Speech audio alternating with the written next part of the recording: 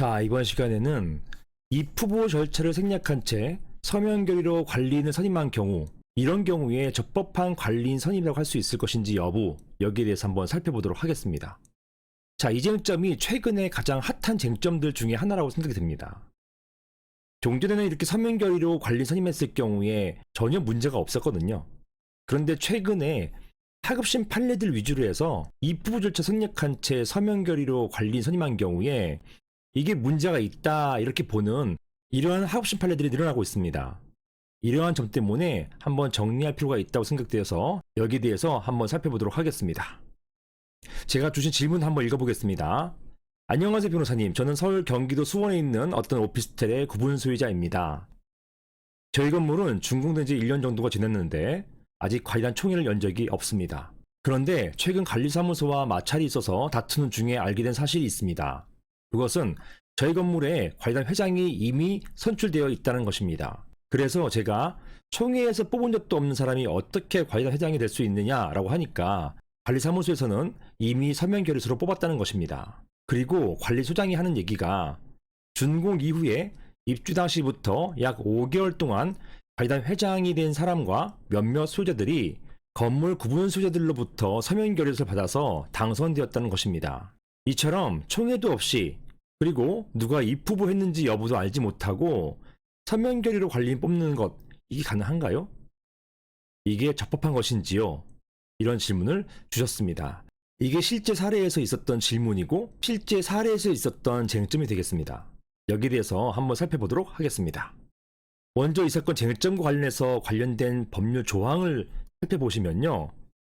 여기는 오피스텔이기 때문에 관련법이 집합건물의 소유 및 관련한 법률이 되겠습니다. 제41조에 보시면 제1항에 이 법 또는 규약에 따라서 일단 집회에서 결의할 것으로 정한 사항에 관해서 구분 소유자의 5분의 4 이상 및 그리고입니다. 그리고 의결권의 5분의 4 이상이 서면이나 또는 전자적 방법으로 또는 서면과 전자적 방법으로 합해서이죠. 합해서 합의하면 집회에서 결의한 것으로 본다라는 간주정을 두고 있습니다. 즉 원래 관리단 집회에서 결의할 것을 집회에서 하는 것이 여의치가 않아서 이러한 경우에 서면 결의로 집회를 대체할 수 있다는 것이에요. 그 요건이 구분 소유자의 5분의 4 이상 그리고 의결권의 5분의 4 이상이 서면 결의하거나 또는 전자적 방법으로 결의하거나 또는 서면이나 전자적 방법을 섞어서 결의하거나 하면은 집회에서 결의한 것과 동일하게 본다는 것입니다. 나중에 별도로 제가 말씀드리겠지만 여기에서 구분 소유자의 5분의 4 이상이라고 되어 있어서 오로지 구분 소유자만 서면 결의 가능한 것인지 구분 소유자 이외의 점유자도 서면 결의할 수 있는 것인지 여기에 대해서 문제될 수 있거든요. 여기에 대해서는 나중에 기회가 되면은 제가 별도 쟁점으로 한번 설명을 드리도록 하겠습니다. 자, 아무튼 연이어 보겠습니다. 제24조 관리인 선임이 되겠고요. 관리인은 집회의 결의로 선임되거나 해임된다. 그런데 이런 집회 결의를 아까 서면 결의로 가름할 수 있다고 했었어요. 서면 결의로 대체할 수 있다고 되어 있습니다. 자, 요 규정을 보시고요. 다음 보시겠습니다. 자, 이 사건에서는 사실 쟁점이 두 가지였어요. 첫 번째 쟁점이 입후보자 절차를 생략한 채 서면 결의로 찬반을 물어서 관리인을 선임할 수 있는 것인지 이게 하나의 쟁점이 되는 것이고요.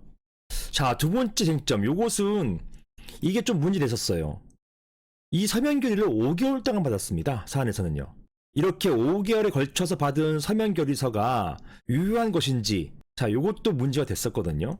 여기에 대해서 보시는 것처럼 법 규정에는요. 입후보 절차나 관리인 선임에 대한 구체적 방법이 명시되어 있지 않습니다. 따라서 단지 입후보 절차 생략했다고 해가지고 서면 결의 효력을 부여하는 것 이게 타당한 것인지는 의문이라고 할 것입니다. 자, 그리고 한편 서면 결의서 진구 기간에 대한 것도 마찬가지입니다. 서면 결의는 총회가 개최될 수 없는 사정하에서 이루어지는 것임을 고려한다 하더라도 즉 최근 같은 경우에는 코로나19 같은 팬데믹 상황이잖아요. 이러한 사정 하에서 이루어지는 것임을 고려한다 하더라도 상당한 시간이 소요되는 것이 필연적입니다. 왜냐하면 거기에 계신 분들 구분 소유자 한 분 한 분들을 만약에 모이시면 그 자리에서 찬반 물을 수 있지만 모이지 않으시니까 이런 서명결이 받기 위해서 직접 받으러 다닐 수도 있고 또는 우편 통해 받을 수도 있고 또 오는 우편을 또 기다려야 되는 거 아니에요. 그렇기 때문에 적지 않은 시간이 소요될 수가 있는 것입니다. 따라서 일률적으로 몇 개월 동안의 기간을 가지고서 상하 같은 경우는 5개월이었죠. 이러한 기간 가지고서 쉽게 서명 결의의 효력을 부인할 정도로 장기간 또는 상당한 기간이 지났다고 할 수는 없습니다. 이렇게 보아서는 안 된다고 할 것입니다.